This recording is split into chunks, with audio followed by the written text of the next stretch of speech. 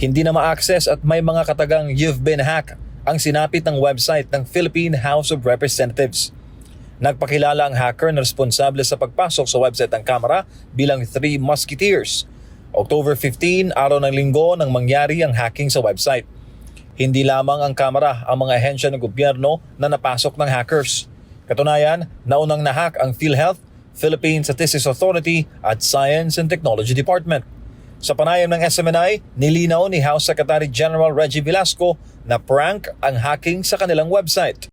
Usually pagka tunay pong hacking, may ransomware na tinatawag, no? At humihingi ng pera, ng pabuya po para i-stop yung hacking. Kami po wala naman natanggap na gano'n. Nilinaw rin ito na walang mahahalagang impormasyon sa website ng Kamara dahil ang laman nito ay mga kopya lamang ng House Bill at schedule ng plenary hearing. Wala po kasi nga parang ano lang to anong tawag doon, nanloloko lang, prank lang tong ginawa sa amin, no?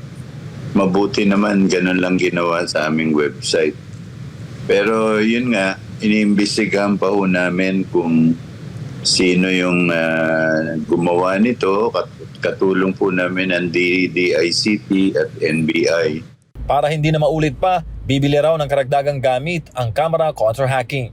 Sa ngayon po, is on the assessment ng IT team namin.